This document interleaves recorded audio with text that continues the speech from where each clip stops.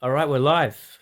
How you going? Episode two, season two, episode five. Season 3, episode 5. Okay, Season 7, episode 2. got it. All right, whatever. Joshua We're here. Khoury, welcome. Thank you. Thanks for having me. No, thank you. It's an honor to have you on. Been watching your stuff behind the scenes for a number of years. Yeah. But let's jump straight into it. Let's take us back as far as you can remember, Joshua. Growing up in the Khoury family, let's say you're 4 years old. What do you remember as a young kid? Oh, 4-year-old Josh. Backyard, tackle footy with my brother on the concrete. Little house in Bankstown, punch bowl. Life. That was just everything, I think, back then. Yeah. Can I just add, you give me Aussie vibes, man. Really? You got the Khoury, the Lebanese, obviously the background. Yeah, no, full Lebanese background. Full Lebanese. Yeah. I went to school in Ryde High School, so I was sort of they also Australianized once I Little sort of bit. moved up that way. So yeah. There you go. But okay. So you remember you grew up Bankstown siblings? Yeah. Yeah, I got an older brother and a younger brother. Older brother, younger brother. Yeah. Awesome. Your parents hardworking. What was Yeah. going on? What would they do? Dad, builder, very hard worker. I'm just always working. He works all over Sydney in construction. Mum was predominantly stay-at-home mum once we sort of came along, but before us, she was a dressmaker, seamstress, all that sort of thing. So design side of things. There you go. 3 boys running around. 3 boys, yeah. Now, actually, let's take us back a little bit further. Your dad born in Lebanon? Both my parents were actually born here in Australia. Okay. I think they were both the first of their siblings. So they're both one of 7. Okay. I think they were both the first, if not second, of their siblings born here. Okay. Yeah. So my grandmothers, so my mum's mum, dad's mum, came on the same boat from Lebanon across to Sydney. Didn't meet again until my parents got engaged and whatnot. So yeah. Wow. Yeah.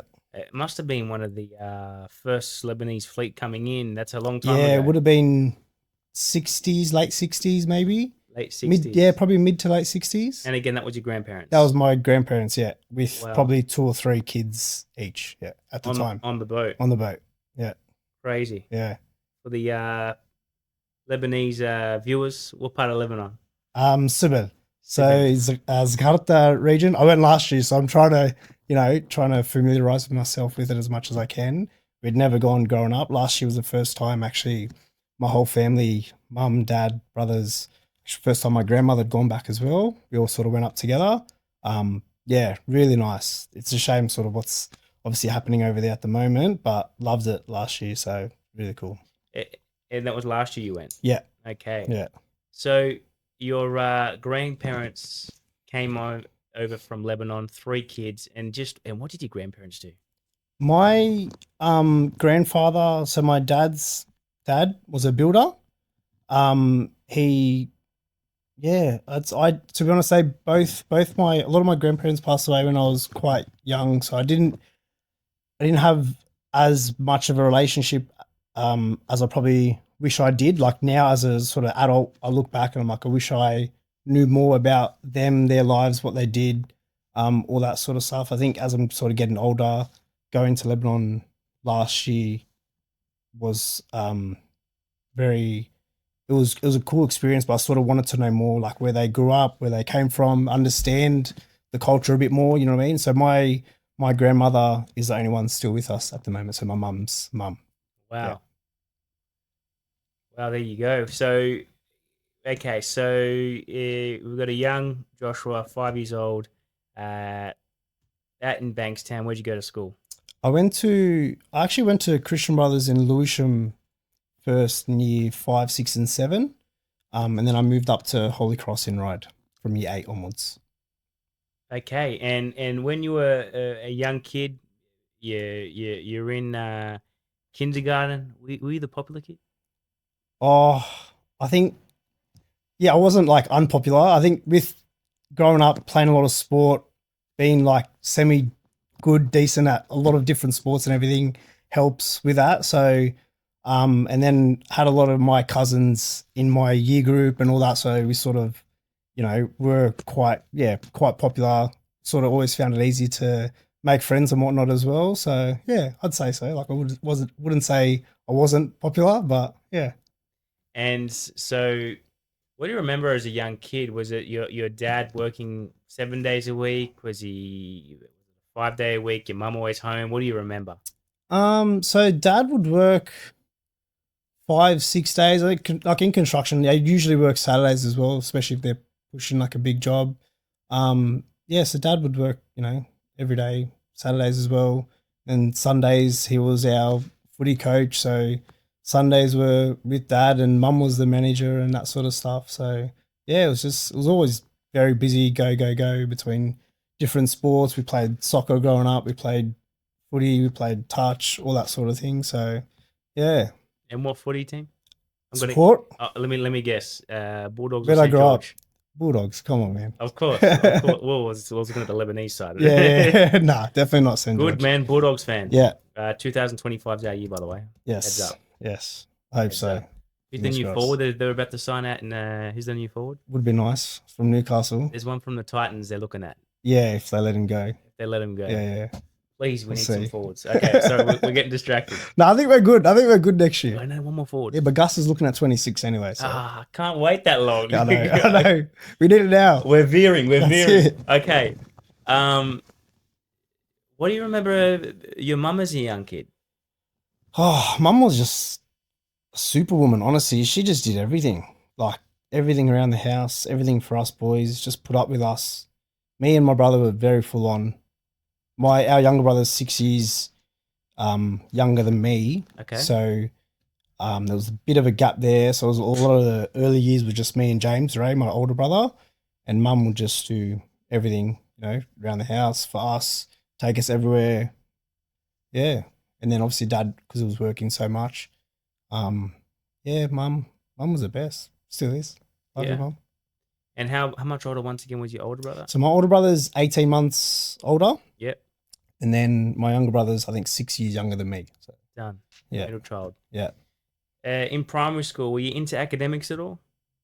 Yeah, I was always quite good in school. Like I wasn't those kids that hated school or was like, didn't do well in school. I was always pretty good in school. Like I wasn't the smartest. I wouldn't do any like extensions or any of that sort of stuff, but I was always quite good in school. I sort of enjoyed it. So yeah. Fair enough. Any little side hustles back in primary school? Nah. Bits and pieces? Nah, none of that. Don't think so. Nah, just sports, sport, yeah. We just did everything. We played everything. Played netball, played baseball, running, anything we could sort of. What is it? Friday Mufti Day. Yeah, anything we could get a day out of school for, I think, because it was me and all my cousins all in the same sort of year group. So we'd just, whatever we could do, we'd, jump on it. And a big family, lots of cousins? Yeah, heaps. There's like 20 first cousins on either side. And now the next generation, our kids and yeah, it's wild. It's mad. Crazy, man. Crazy. Yeah. All right. So it sounds like a pretty, in that primary school stage, things are pretty normal. Yeah. Running a bit of a muck with your brothers and cousins in school. Very much so. Doing your homework. Yeah. Being a good boy. Mum made sure of that, I think. Now what? You get to high school. What's going on? Yeah. So I transitioned to Christian Brothers Lewisham from year 5 because they do that sort of early transition. So I was there 5, 6, and 7. What's going on? No, more or less the same, really. Like still trying to be good in school. I think that's when mum sort of put her foot down a bit more on schooling and making sure that, like we're paying for a good education. Let's make sure we get that. She sort of instilled that in us. And then sport was always a big part of me and, my upbringing. Played rugby league as a sort of junior and tried to, get involved as much as I can with that side of things. And then wasn't until end of year 7, I moved across to Holy Cross in Ryde from year 8 onwards. And why the move? You gone from Bankstown to Gladesville? Yeah, so it was a sport based decision. I was there on a football scholarship with the school. Okay. like a sporting scholarship with the school where they cover like a portion of the school fees for us to go play, I think, in the Balmain sort of system and all that sort of thing. So yeah, me and my brother both moved across. So I started there in year 8, he started there in year 9. And then just finished our schooling up there. So it was good. I really liked it there. So moving to the Holy Cross, I mean, you see him with the blazers on. How was that whole new? To be honest, the transition was pretty seamless. If anything, it's a little bit different it's very similar to Christian Brothers Lewisham, but it's I found it a little bit more casual at the time. You know what I mean? Like looking back now, it's probably more or less the same, but at Lewisham, like year 5 and 6, you're in the high socks and the, all that sort of formal primary school, and then moving to Holy Cross, especially like when you're going there for sport. I don't know if they still do that sort of thing, but especially because we were going there for sport, like that was a big focus of what, I wanted to do, as well as obviously academically. But yeah, I don't know, it was more or less the same. But and going to Holy Cross, year 7, your father, is his business quite successful? How's that all going? Dad's business had its ups and downs, I think, throughout the years, like a lot of construction businesses. I don't know.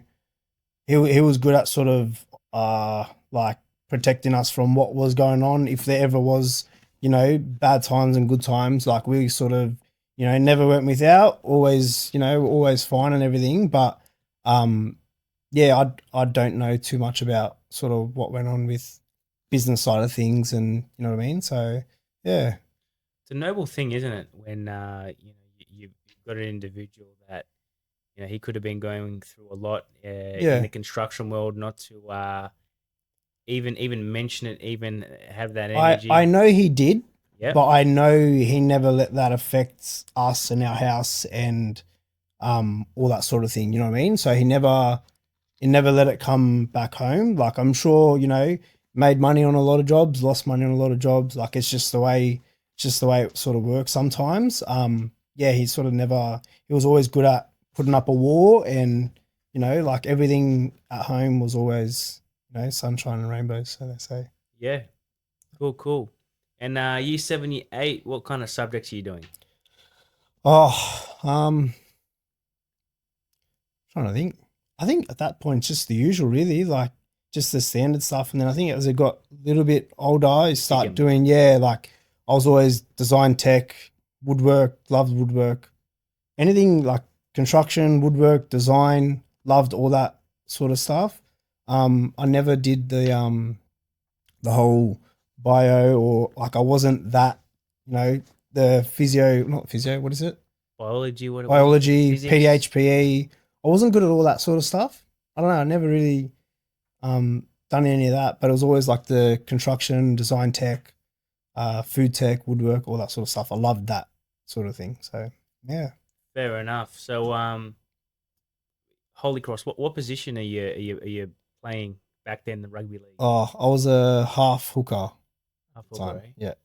And I mean, little guy, you're about the really little kid. You're about the same age as there was a big influx of superstars coming through. Yeah, we had a few. Who'd you have? So in your years, my year group, we had Luke Brooks, Mitchell Moses. We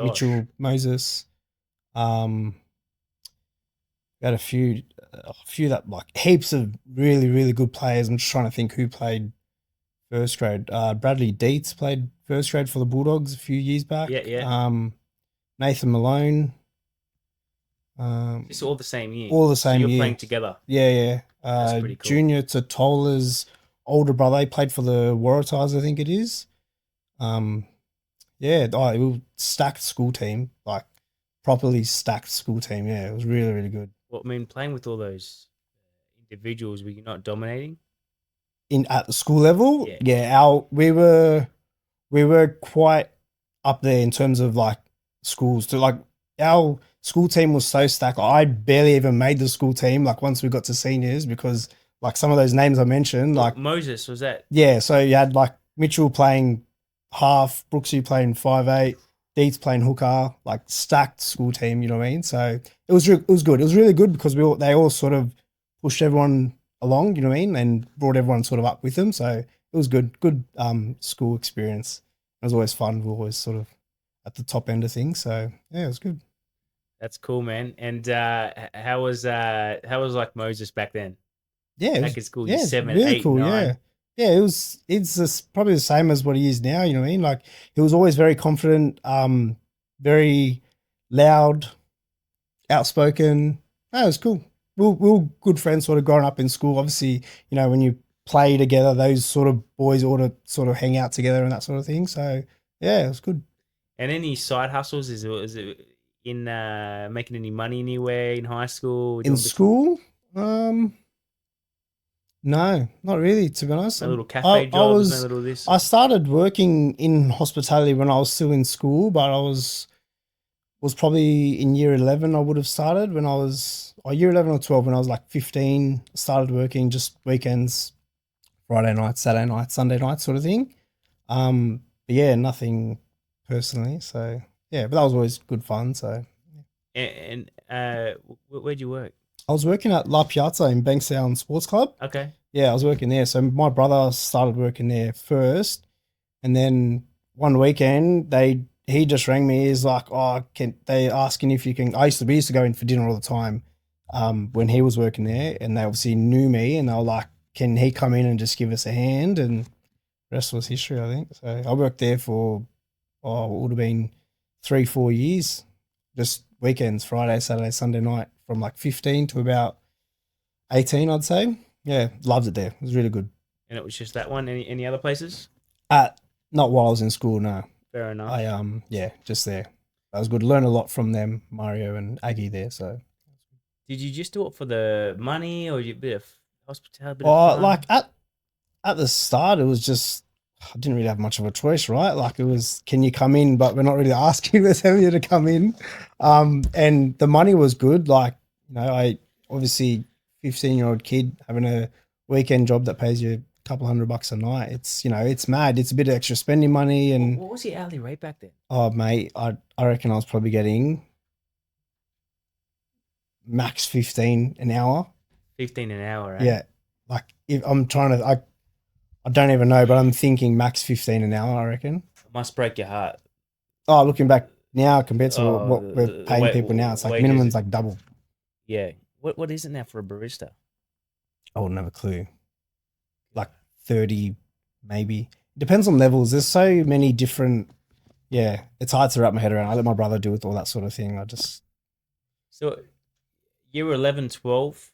Obviously, you've got a big focus, rugby league. Yeah. You're so what's going on in your head? Is it like you going for the NRL? Are you going for what's it looking like? Yeah, like as a young kid, obviously you always dream and striving for that. And, I'll be Sydney lying if I was saying I didn't want to play NRL. Like every young kid does, you know what I mean? And I definitely did. And it's definitely something I was striving towards. And yeah, that at the time that was like someone asked me, what do you want to do with yourself?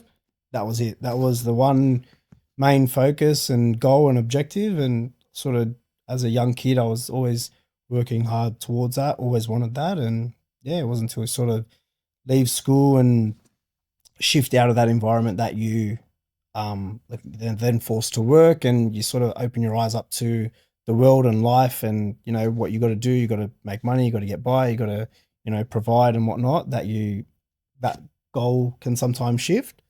But yeah, I think at that time it was strictly playing in the NRL, I think.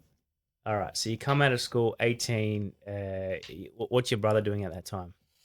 At that time, James was managing the bar at La Piazza. I'm pretty sure he was working there full time. So he'd finished school the year before.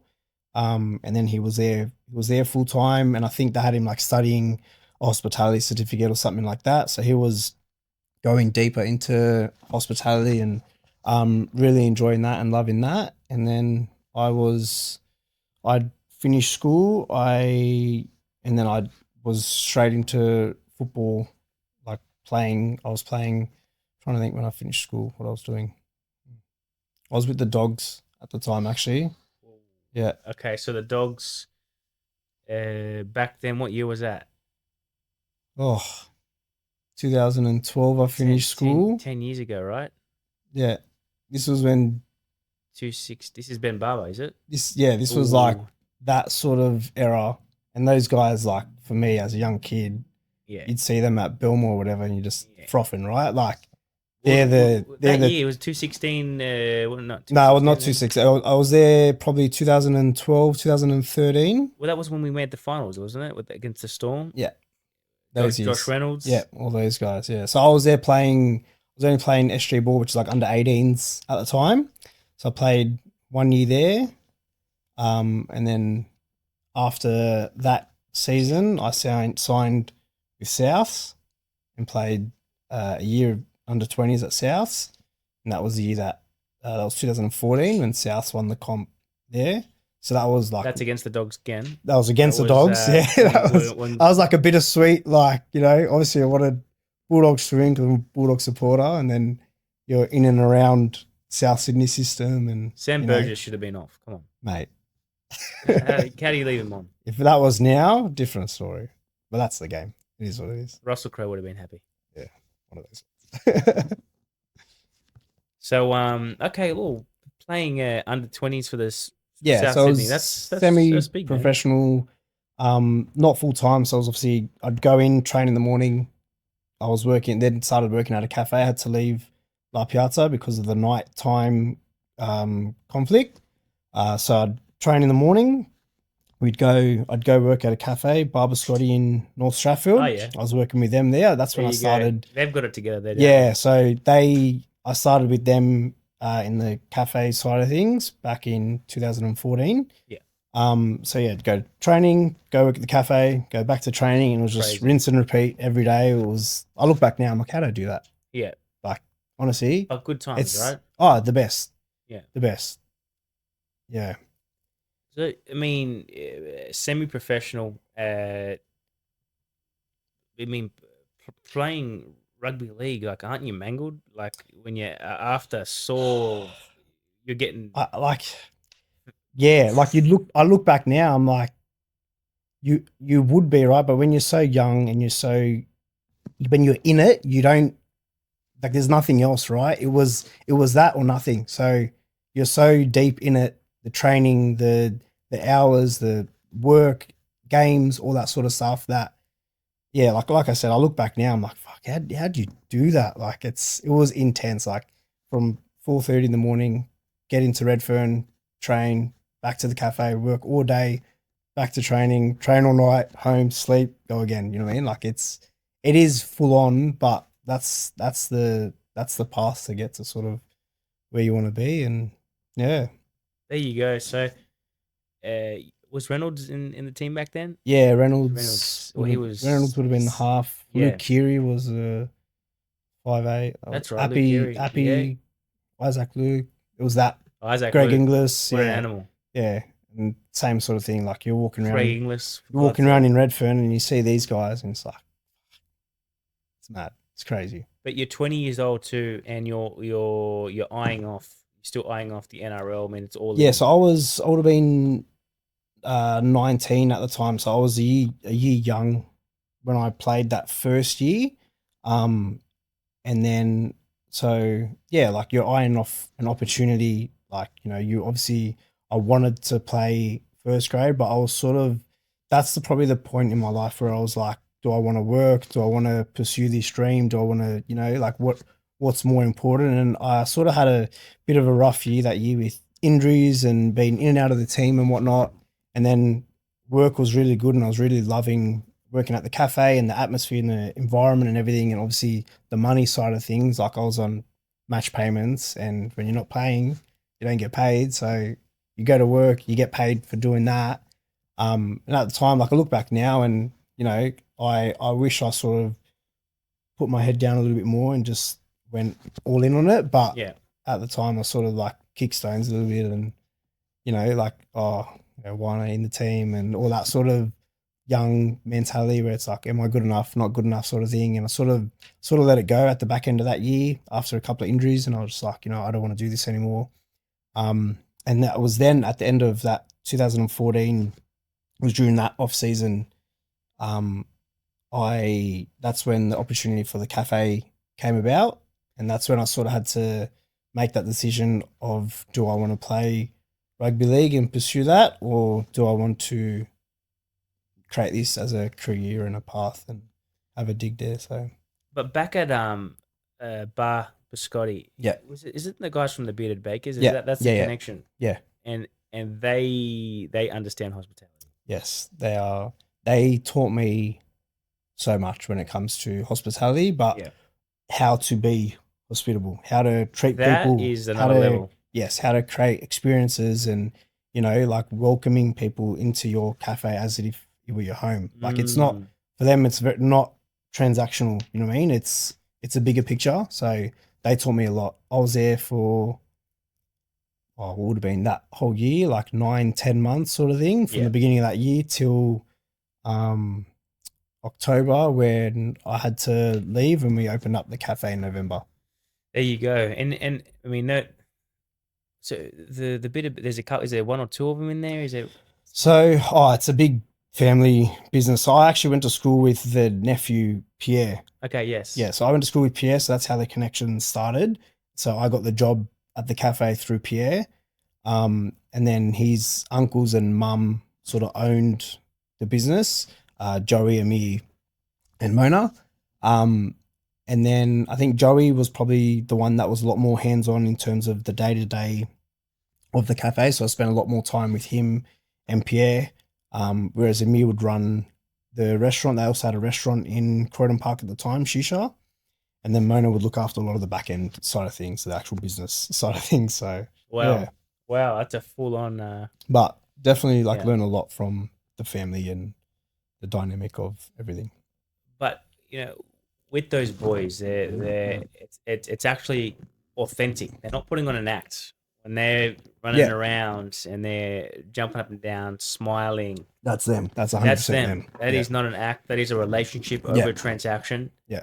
And I just feel like I can say this because I'm Greek, but Wogs get it. Yeah. Their energy is infectious, and they know that, and they Mm. play to that strength, right? Yes, and it's a big thing, making people feel special. Yeah, 100%.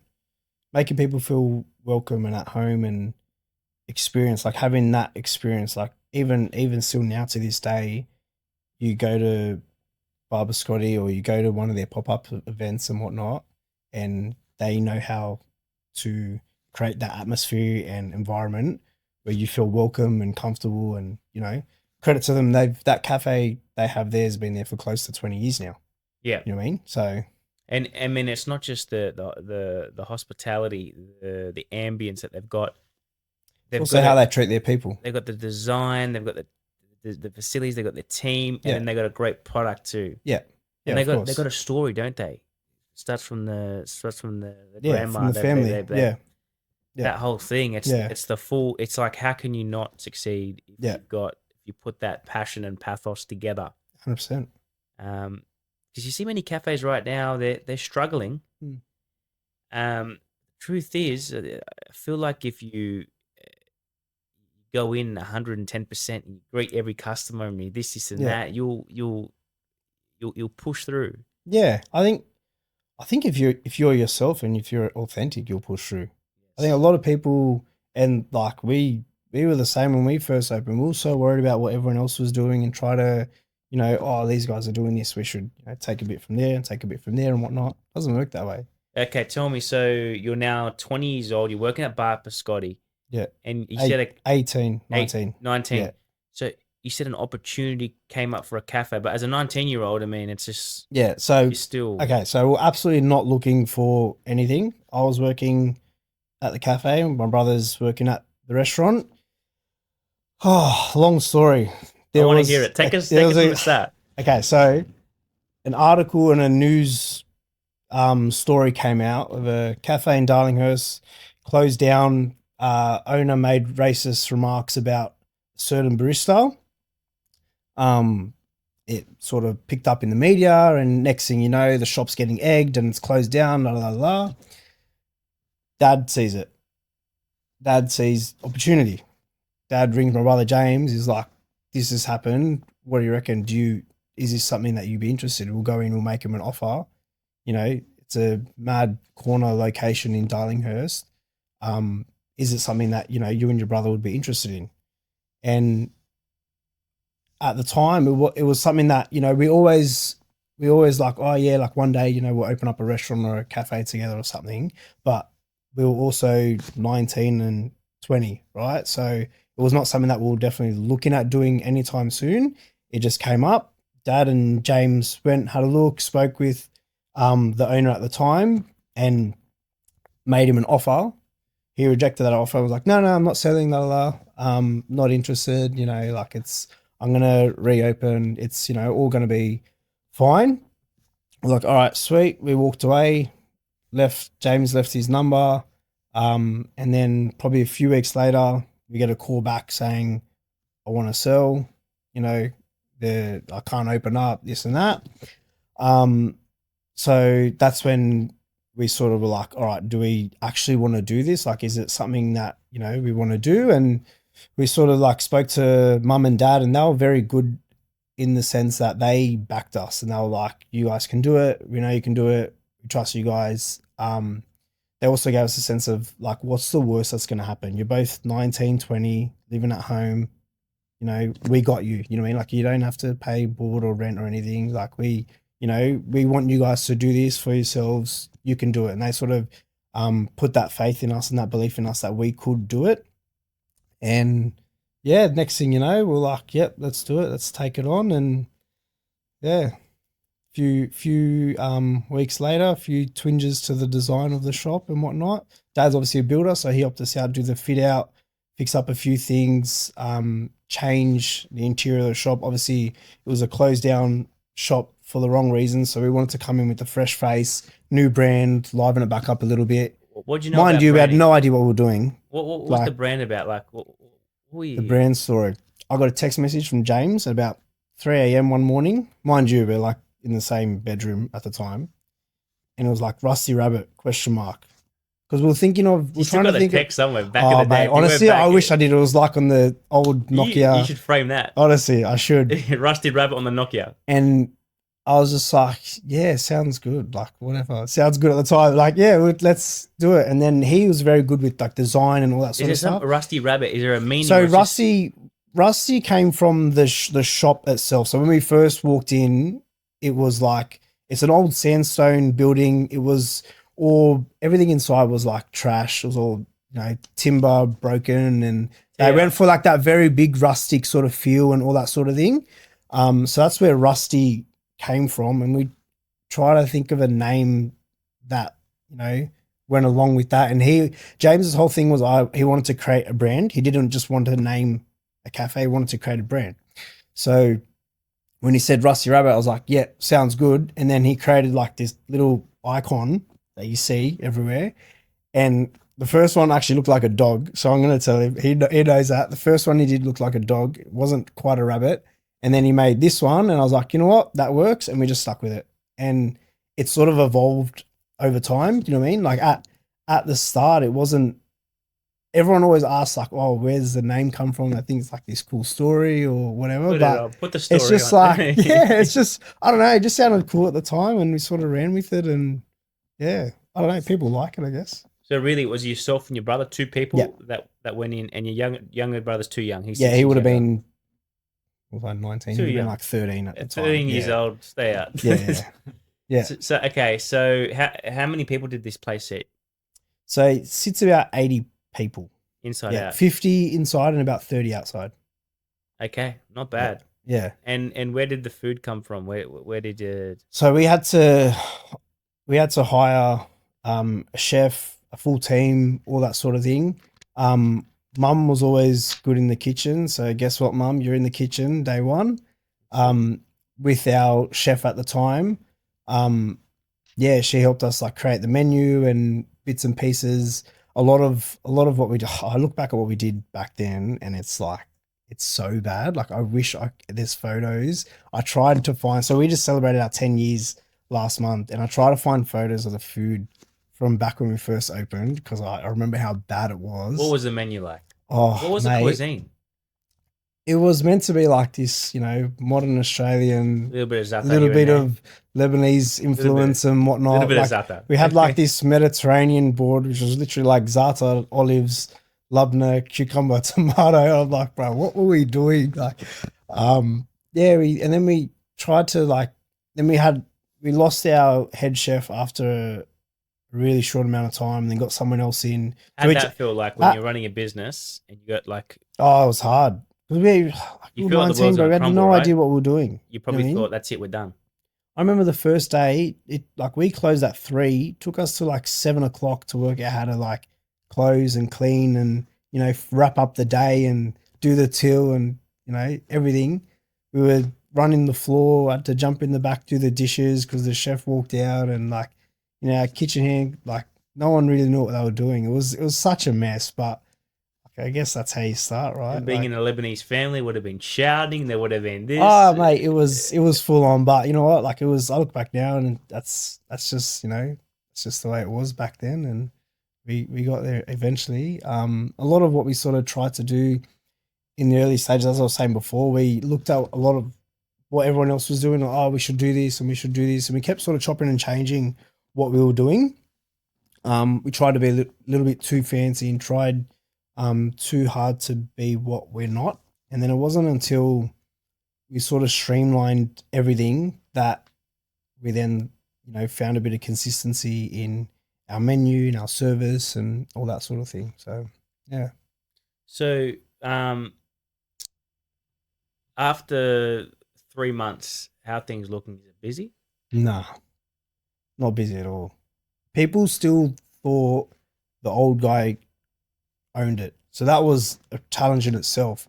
Because we were so young, people presumed that he was still the owner and then we were just like managing the business or like we were the new staff. So it took us a while to turn that corner and win over the community and, like convince people that, nah, this is us. This is who we are. This is what we're doing. You know what I mean?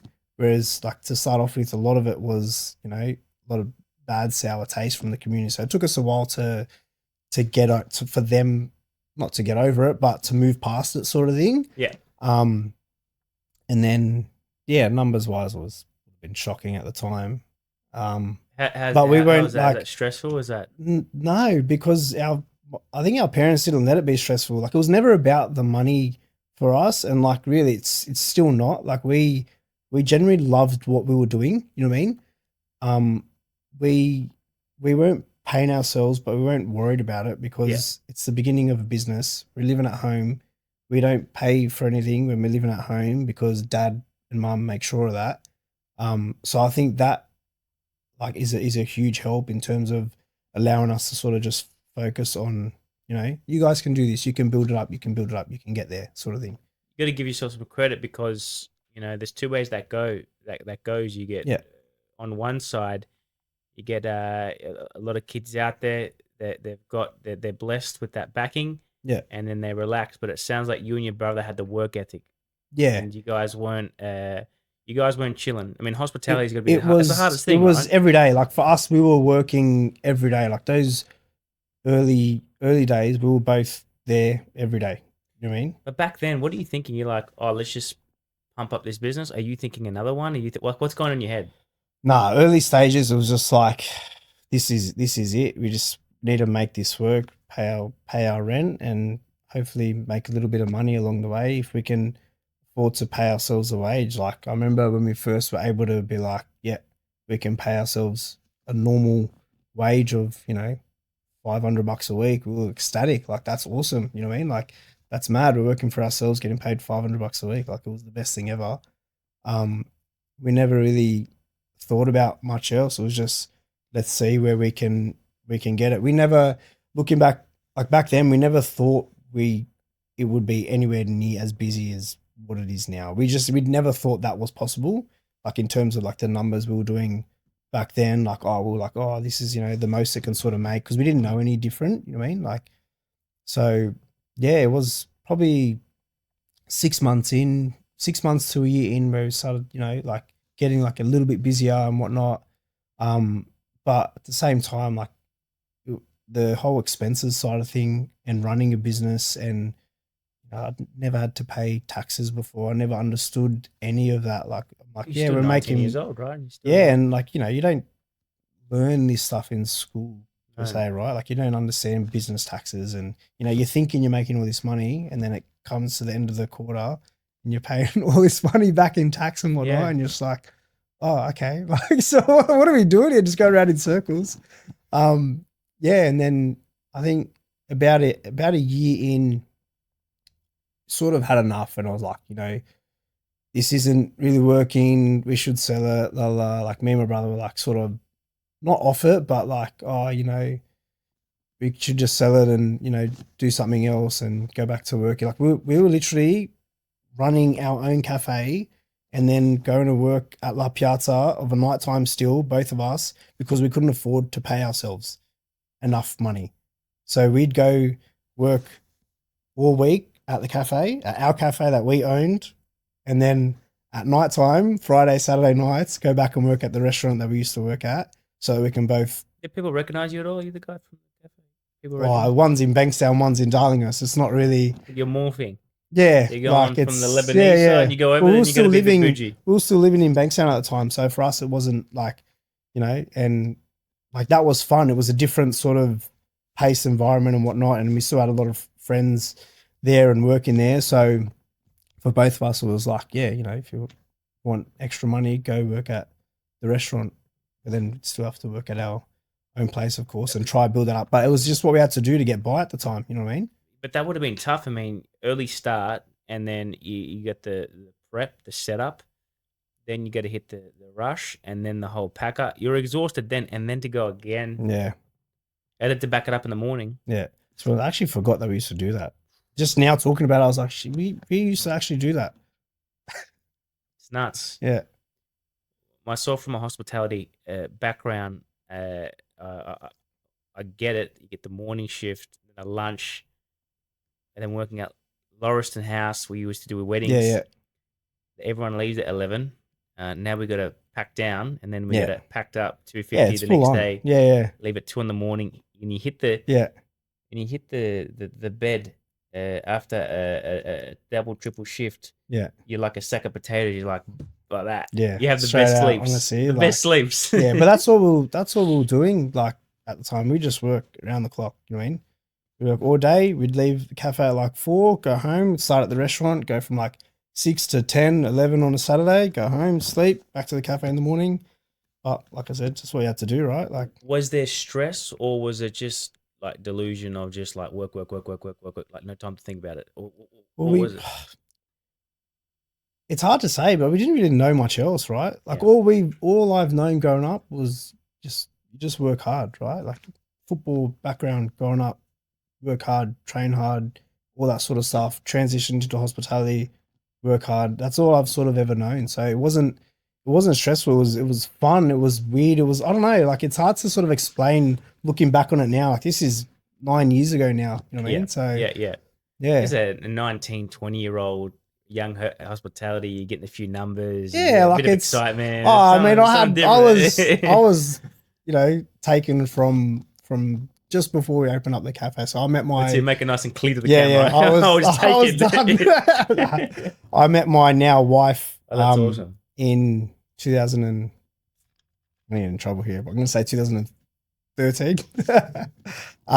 Yeah, so she's like, we've been together since before we opened up the cafe, so she's been by my side from the very beginning. So yeah, shout out to her, being sort of You go. the backbone and the support that I sort of needed to just work, you know what I mean? Just do what you got to do. And yeah. Would she And come out and help out and back you? She would every weekend, actually.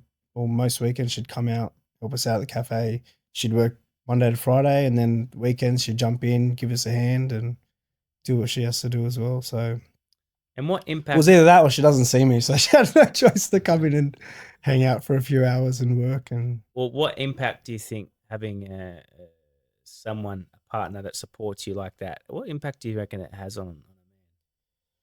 oh, it's great. Like, for me, she was very very supportive, right? She was always like, whenever I sort of doubted what our capabilities were. And, you know, when in the early stages when we wanted to sell, she was like, you know, like you can do this. Like I remember we hit like a milestone, which like I don't want to say financial numbers, but what we thought back then We'll was beep like it. We'll beep it. it was, you know, what we thought back then was like a big thing. Yeah. We went out that night. We, you know, had a few drinks. We thought this was the best thing ever, and it's like that was like pinnacle. a whole week of takings, and that is like the equivalent to 2 days now.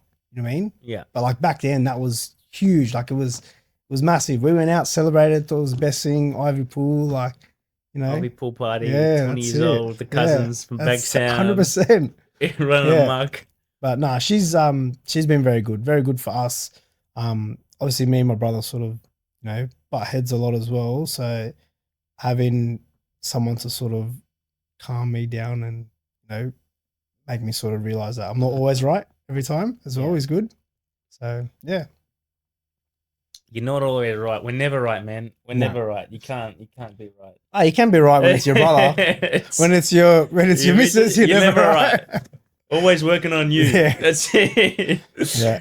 Anyway, shit, we keep nearly veering. Yeah. Sorry. So, all right, 1 year in, you've just kicked some goals. Yeah. So you're getting a little bit of excitement. Yeah. We're starting to you're still build young. some traction, which is good. And time's on your side. I mean, you got 20 Yeah. and 22-year-old. Yeah. What happens in the next year for? What happens next year? We start getting a lot busier. So we sort of Darlinghurst. Darlinghurst. This is just Darlinghurst at the time. We sort of dialed in on what we do and focused a lot more on like the service side of things. Real simple, everyday food that, you know, good food people come and enjoy every day, not this fancy one-off places. Like we, you know what I mean? Like we just simplified our menu, dialed in on what we wanted to do and stopped making drastic changes. And then once we sort of built that connection with our community, the shop started to tick over and we started to, you know, do well, like much better than what it was doing in the first year. And then, yeah, we had a really good team early on. And then an opportunity came up after about, I think, a year and a half in, an opportunity came up to open in Burwood.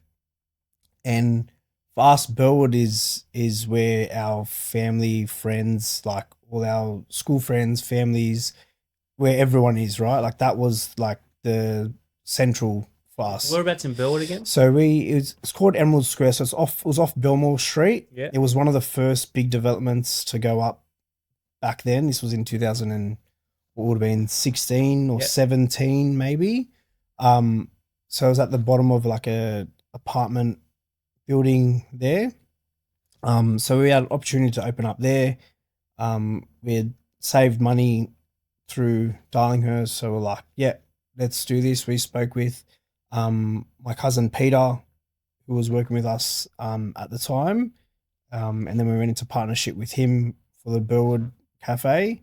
And the whole idea with that was to bring our cafe and our concept across to the inner west, where all our friends and family is, because everyone wants to support us, but we're in the city and so far, like if we go here, we're so close to everyone. You know what I mean? Like it'd be good to be closer to home and all that sort of stuff. And yeah, so I think I don't know if it was 2016 or 2017, we opened up in Burwood, and then that was probably at the time where Instagram and social media started to really grow, and you started to be able to build a lot of traction through social media and what you post, and we started to work off that. You know what I mean? So bringing the brand across to Burwood, we opened and it was very, very busy to begin with, which was really cool. Just literally like family, friends, and everyone in the area. Like it was, they knew. Yeah, it was mad. So the Khourys are in town. That's it. Yeah, and we were the first in that whole complex to open. So it was all brand new, and it's like right next to the plaza. So it was sort of a good stop off for everyone on the way through as well. Yeah, we had Burwood for quite a while, up until about last year we sold Burwood. You said something before, connecting with the community. Yeah. What do you mean by that? So our connection with the community, it's like we sort of accepted that, you know, they sort of accepted us, right? Like they accepted that we're here, these young guys, they, you know, they've come in, they open up this cafe, like they're doing a good job, they're, you know, making good food, good coffee, making us feel welcome. And then we started to build rapport with our customers, and yeah, we just sort of built from that, and then started creating loyal customers that come back. Like Darlinghurst is a very loyal community. Everyone that sort of lives around there, like they come through daily. It's not like a once a week thing. It's like an everyday sort of thing for us over there. Yeah, once we sort of just connected with everyone there and were ourselves and sort of grew up and matured as well, that definitely helped get along with everyone. So yeah, it's a big thing in Australia, isn't it, when it comes to connecting with the community, building relationships. Yeah. In Australia especially, they actually had it was Starbucks, which has just dominated the whole of America, and Starbucks went, okay, this is easy, dominating America. Let's go to let's go down under. They went and they came down here. and they went pumping them, and then it didn't work. Yeah. Because in America, it's not about that that relationship type. You know, barista, you have a chat, know your name and the rest of it. Yeah. It's more about you know, holding a nice special cup and then basically walking around with it. But in Australia, it doesn't work. No. We're more community based. Yeah, 100%. I think, like, you know, getting to know people, asking people their names, and, you know, getting to know their stories, where they are, like where they're from. Yeah, just connecting with people on like a personal level, being friendly with people. You know what I mean? That's been our biggest asset, is our customers, because then word of mouth, that's for us has been the biggest sort of marketing we did, especially early on. You know what I mean? So yeah, big time. Little buzzing in the back of the podcast. Can you hear that little buzz? I can see Tia wigging out. Is it? We'll move it this way, move it that way. Oh, it stopped. How did it stop? It must have been this. Shout out to Road. I could hear a slight buzz. I saw you guys looking at each other. I was like, what's going on? Are we going to OT here? Yeah, I'm like, what's that buzzing? I'm looking up there too. Fridge is off. All right. All good? We're all good. Yeah. The buzzing stopped. All right, man. So we open up Burwood. You've got now 2 venues. Yeah. One out in Darlinghurst, one in Burwood. What, you guys splitting up 1-1? Yeah, so James stayed predominantly in Darlinghurst, and then I'd float between both the Darlinghurst and the Burwood store. I think when we first opened, I spent a bit more time at Burwood. We had a really good team at Darlinghurst. That's big. Team is big, our team, like for us, has been like the consistency with our team has been our biggest asset over the last 10 years. We've had like guys that have been with us for 9, 8, 7 years, and for us, like that's been definitely the biggest thing, because then when I go back to community, like it's not a different person making their coffee every day. It's the same, you know what I mean? Like they're like friends with everyone because they've been around for so long. So I sort of split myself up between the two. James Ray stayed predominantly at Darlinghurst, and then Peter was at Burwood full time. And then we built a really good team at Burwood as well, with a lot of our friends and family like in that sort of area. So it allowed me to sort of bounce between the two, which was for me was mad, because like different environment, you know, different community, different groups of people, like meeting different people. Yeah, that was fun time, to be honest, back then. Good stuff. And they're both cranking now? Yeah, they're both doing like fairly well, which what was good. What are you doing with all the money, Joshua? Come on, there's money coming in. There's cash. Well, cash. And you're young. Like it was good. I wasn't blowing it. I invested a little bit of it. So I bought my house. I bought a house back in 2017 or 2018, I think it was. How old were you? 22, maybe. That's mad. I think. Is that right? That is mad. Does that add up? Whatever, 22, 23, 21, something like whatever, that's mad. Yeah. That's hard these days. Bought a house back then, which, you know, done really well for us. And then Me and James actually both bought an investment property as well. Wow. Which was nice at the time. It didn't end up. We'll get to that story, but that ended up falling apart because it was off the plan. And then a few years down the track, this big COVID thing came up, and then there was a whole big debacle with that. So that wasn't fun. But yeah, so we were always sort of good with our money, saving our money, that sort of thing. At the same time, I did spend a lot. Like I was very, before I sort of bought the house, I was, if I wanted something, I'd buy it. Never really sort of second guessed. Now I do, you know what I mean? Saving to get married as well at the time and buy a ring and do all those sort of things as well. So Oh my God. that was always fun. An engagement ring and then a wedding. And Yeah. then a honeymoon, Yeah. triple whammy. Yeah, everything. It's not like you're upgrading the furniture or whatever to No. reinvest. Yeah. We're talking about Well, there was a bit of both. Like I don't know. Look back now, it's like where did it all go? But yeah, no, it was good. all right. So year number 4, what's going on? Year 4, where When are we at? COVID's hitting. Yeah. So you got 2 places when COVID hits. No, I wish we had 2. Yep. So we opened Burwood. Not long after Burwood, we opened up a kiosk in Parramatta. Okay. So you asked where all that money went. Yeah. Went into that Westfields down the road here. The Westfields. What's Yeah, in the so- inside? Yeah, we opened up a kiosk next to where the Woolworths is in the Westfields. I know the one. Yeah. Mr. Vitamins up there. Yeah, up that way. Yeah. Where, I don't know what's there now. You know where Thirsty Monkey is? Yeah. Yeah. It backed on, it's that spot. Like not That's where some Thirsty... popcorn little thing there too. Yeah, near there, like Yeah. near that way. It was sort of a sub branch of the Rusty Rabbit called the Okay. Rosy Rabbit. The Rosy Rabbit. Yeah, it was Okay. a much more simplified concept. All sort of like mostly sort of coffee and pre-made stuff, and it did not do well at all. Why is that? I mean, you apply community. Yeah. You apply your knowledge. Why didn't that work? If you can pump the other 2. It's hard to say why it didn't work. Like I look back now and I'm like, did we put in the effort that was probably required for that? No. What do you mean by that? You weren't there, or We were there, but we didn't want to be there. If I'm being honest, I hated it. Like it was like working there in the shopping center, indoor every day, when I know there's like these fun cafes that we've also got on the other side of town. Like it wasn't fun. Like I didn't enjoy it. You know what I mean? So then, and we weren't busy, which was not enjoyable. Losing money, not enjoyable. All the money we're making from the other stores was getting thrown into this one that was losing money and tell me about the paying rent. high rent, and The rent. you know what I mean. So it was sort of like we had it for a year, and then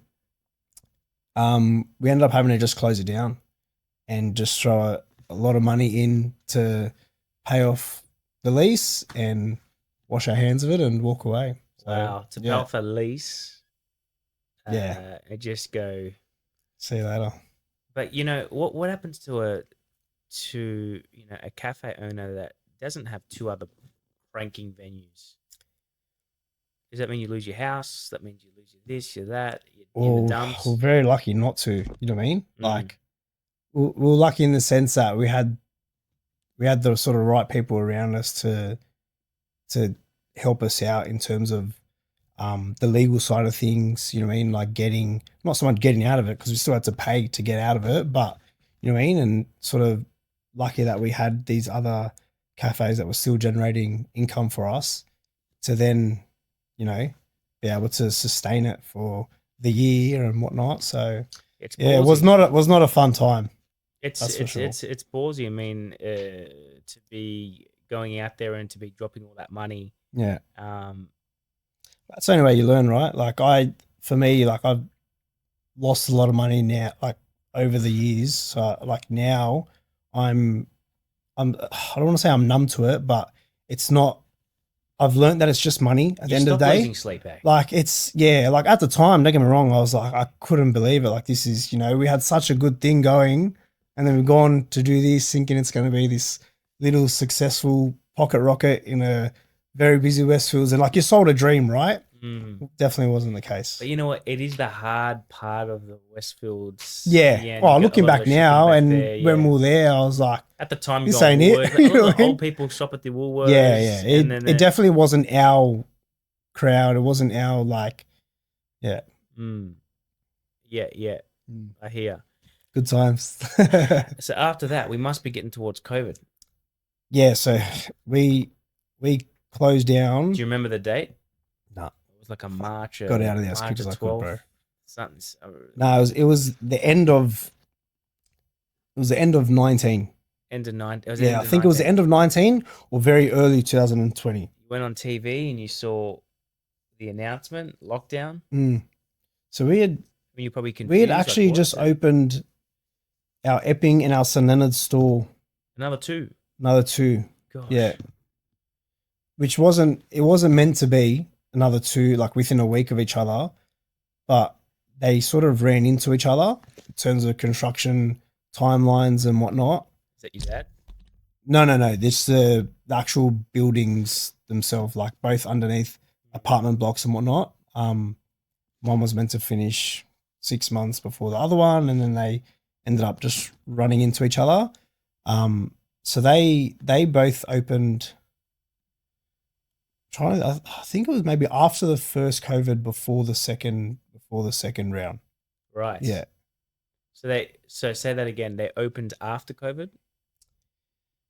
I'm trying to think. During COVID, they what happened when COVID hit? What was going on? COVID hit, and we closed. I remember we were sitting down at my cousin's wedding when we found out that tomorrow, no hospitality venues to trade, only takeaway only, and we were sitting there and we're like, you know what? Tomorrow we're going to close and we'll work this thing out from tomorrow. And then we ended up just on with the Lebo drums. We just kicked on, and then next thing you know, we'll just open for coffee and just sort of had to adapt. And to be honest, like looking back now, COVID for us was like the pause that we probably needed. It was the stop that we probably needed to consolidate everything, narrow in our focus on, good coffee, good food, quality, looking after people. We actually did very well during COVID, especially in our Darlinghurst store, because we had that core community, you know what I mean? So because we were already engaged with everyone, they'd come through every day, coffee, eggs, milk, bread. We were selling anything you could think of, we were selling it, you know what I mean? And then, one of those ones, little shopping. Oh, mate, you'd walk in and we just have literally all our produce was out, whatever someone could buy, whatever we had in stock, in store, we'd sell, because we were still running takeaways, and we were running Uber Eats, obviously, and that then started running at like a very high click, and we're running at the store with like 2 people. It was crazy times. I wasn't so hands-on during COVID because I was living out of the area. So the travel, my brother was walking distance from Darlinghurst. Oh, that's right. We had that travel. Yeah. So it was all this, like I was living out in Croydon Park, and it was a different LJ, and oh mate, I can't even remember what we were doing back then. But the radius, you can't go outside the dome. Yeah. And like we had guys that were working for us for so long, and we wanted to keep them employed. So we allowed our staff to keep working as much as possible. Obviously there was the JobKeeper subsidies and whatnot. So everyone was like working that little bit just to stay sort of involved and connected and give each other something to do. I remember we had a few boys, few Indonesian boys that I think they couldn't get the JobKeeper because their visa or something, but like these guys need to work. So we still had them working because, they need to be looked after as well. So, yeah. 100%. It was tough. And during that COVID time, how many shops once again did you have? We either had the 2 or we had the 4. I can't remember if we opened up St Leonard's and Epping. I think it may have been after the first round of COVID. Right. Yeah. So, second round of COVID. Yeah. How'd that go down? Easy. Yeah. You knew plug and play. Knew what to do. Yeah. It was mad. That was really good because it was just like, all right, we knew what to expect.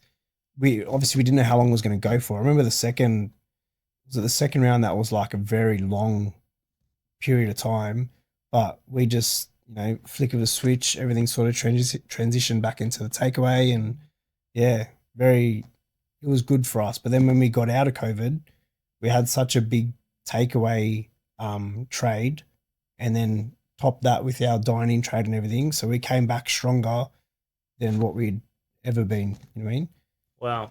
Yeah. There you go. I mean, it wasn't the case for a lot of other hospitality venues. Yeah, it was. So we got very lucky because we got very lucky with certain stores. So for example, our Darlinghurst store, we got rent relief. Our Bellwood store, we didn't get rent relief. We got deferred rent. So when we got back from COVID, we had to pay double rent. But our Bellwood store relied heavily on all the offices and Yeah. trades that were around, especially during the week. So we got back from COVID and none of them are there. We're paying double rent, making half the amount of money. So that's why Bellwood sort of took a bit of a hit once we sort of transitioned back. Wow. Yeah. Deferred. Yeah. So it just builds up and it's even shitter. Yeah. So you just, yeah. That's not relief. That sucks. It's just you don't have to cop it now, but you're gonna cop it later. Double. Yeah. Double. Yeah. And no one comes back to offices. Yeah. Wow. Yeah. Okay. Well, So business has been fun. It's had its ups and downs. It's been a hell of a ride, but yeah. where are you at now with stores? Where we're at now. So we sold Burwood middle of last year. We sold Epping at the beginning of last year. So now we have our Darlinghurst store, our St. Leonard's store, and we actually just opened up in London What the hell? in about August this year. What the hell? I know. Why London? How London? I don't know. Honestly, it was one of those things where it was an opportunity that came to us that at first we sort of knocked it back. And then it sort of started to ramp up a little bit. It was a very good opportunity for us. The deal was really good for us to go over, set it up, bring our brand across there. The site was amazing. We've got a business partner over there who set up the whole thing. So Was he from Sydney or something? He's actually from Brisbane, but he was living in Sydney. He was been a customer of ours from when we first opened. He moved to London about 4 or 5 years ago, and he's been living there. And he runs all sorts of different businesses over there and internationally. And he was always like, we've got to do something. And then earlier this year, I'm trying to think timeline wise, it would have been earlier this year, he sort of came to us and was like, I've got a really good opportunity for a cafe in Westbourne Grove near Notting Hill. I think we'll do really well there. I really want to do something, blah, blah. You guys need to come have a look at this thing. We really got to do this. And he sent us all this information and we sort of spoke about it. I mean, at first I was so against it. I was like, I don't want to do it. It's too much. It's too hard. It's a long way. It's a big thing, right? It's, it's not Liverpool, it's London. And I was very comfortable and content with what we had here. And then the more I sort of thought about it, spoke to people around me, my wife, my family, and whatnot, obviously my brother, my business partner, the more I was of the mind that this is a once in a lifetime opportunity to put yourself out of your comfort zone a little bit and try something that this will never sort of come around again. You know what I mean? So I flew over to London, had a look at the site, gave it the all clear, came back home. My brother flew over for about what would have been 6 weeks, and then my dad flew over with him to go do the construction and fit out and start that side of things. And then in July this year, me, my wife and daughter flew over for 2 months. Your daughter? How old's your daughter? She's 2. How'd we miss that? I don't know. We haven't got there yet. Yeah, COVID. No, I'm joking. COVID. There's a big baby boom in COVID. Yeah. Yeah. So July this year, we went over for 2 months, set it up. hired a team, you know, did the whole training and really dove into the business, like had to dive into who we are, what we do, how we do things. You know, I've never had to do that before, because whenever we've hired staff and everything here, it's just, oh, you know, this is us, this is what we do, you know, let's go. You know what I mean? You can see it, it's there. Whereas over in London, I had to, you know, really bring our brand across, bring our identity across, make them understand who we are, what we do, who our people are, the atmosphere we're trying to create, the environment we're trying to create, the service we're trying to provide, the level of food and coffee, the way we do things, not the way they do things over there. Like, we want to do things our way. So it's been like, it was a huge challenge, but honestly, it was probably the most personally rewarding sort of experience I've had to do over the past 10 years. So it was really cool. How's it going in London now? It's doing all right. The weekends are like super busy. They do really, really well on the weekend. During the week, it's sort of touch and go. It's very different, culturally very different. That area, like where we are, it's very much like a weekend destination for people to go and have brunch. So on the weekends, they do really, really well. My brother actually just got back this week. He was there for 2 weeks just to go in, visit, see how things are going, you know, teach them a few new things and whatnot, and make sure everyone's doing the right thing. So it's good. It's a good, like, it's fun. It's hard. It's a lot of work. Obviously, like, being complete opposite time wise, like, we finish work here, they're starting. So it's just nonstop, around the clock, sort of, you know, has its ups and downs as well. It's early stages of business. We've been open for what would be 4 months now. So Wow. they're still sort of finding their feet and, you know, everything, but they're doing well. They're doing a good job over there. So Crazy. So currently 3. 3, yeah. So what does your weeks look like, man? Are you 7 days a week, morning to night? Do you have days off? What's it look like? I've taken a bit of a backward step in terms of the day-to-day, actually in the cafes. So I work probably 3 days in the cafe, and then I look after a lot of the Which one? Where can people find you? Darlinghurst. Darlinghurst, the Yeah. OG. If I'm there, if I'm working, I'm at Darlinghurst. All right. Yeah. I pop into St Leonard's every now and then just to check in on the guys and, you know, say hello. But they do such a good job there, and, you know, I don't really have to go there too often, which is great. Cool. Darlinghurst is my baby. That's my bread and butter. So I try to be there at least 3 days a week. We've also got a coffee cart. So I run the events for the coffee carts and catering and that sort of stuff. So I'm doing a lot more of that this year, and want to be doing a lot more of that next year as well, which is good, because then it gets me out of the cafe and meeting new people, transitioning into, you know, events and different sort of industries and that sort of thing as well. So I do that, and then I'm a part-time stay-at-home dad as well. So that's fun. My wife works full-time now, so I'm with my daughter a few days a week, and then she joins me at the cafe if I need to go in. And what does your wife do? My wife is a business manager at HSBC. So she works Wow. at head office in Barangaroo. She works there full time, and yeah, it helps us out when we need a hand on the weekends as well. And yeah.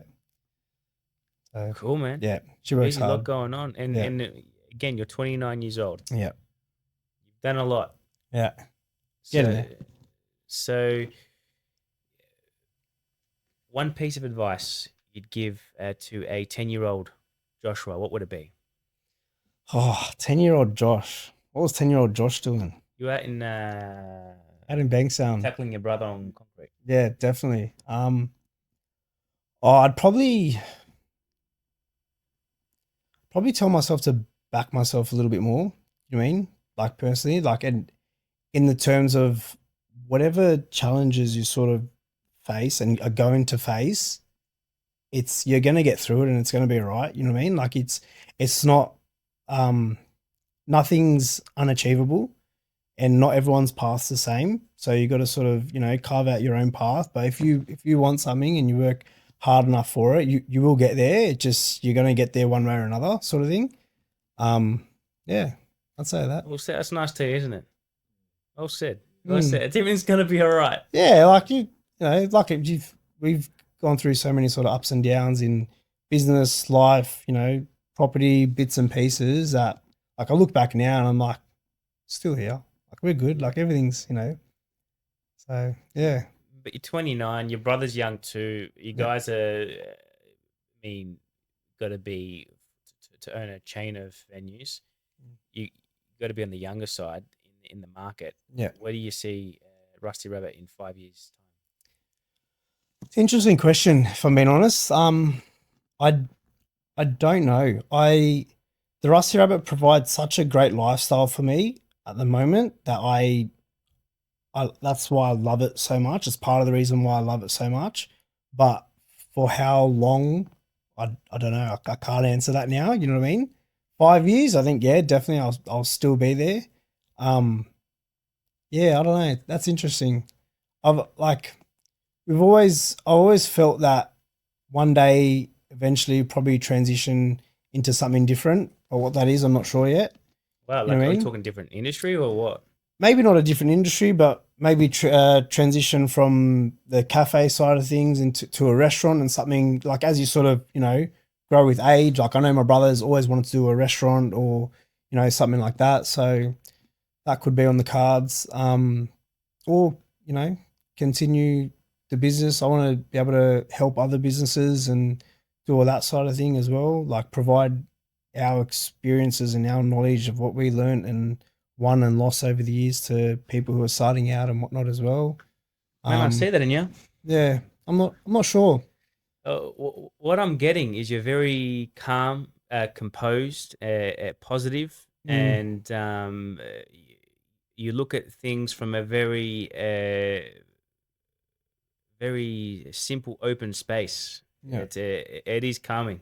Yeah, You're walking into thanks. someone's business and basically working through things systematically because business is hard. Yeah, for sure. You've got competitors trying to take your cake. You've got Yeah, people trying to get you over. You get the odd bad review. Yeah. It happens. All right. Oh, we don't you look at know. those ones. Yeah, they don't look at those ones. Yeah. It's not. It's positive. Yeah, It's good. It's a good outlook because you talk to so many individuals in the hospitality world, and it's grim, grim, grim, grim, grim. yeah. Well, like it's hard, man. It's not easy. Like you said, your family's come from that background. Like it does have its moments, but I think if you love it and you enjoy it, you genuinely enjoy it. And like for us as well, we've got a very good group of people, a very good team.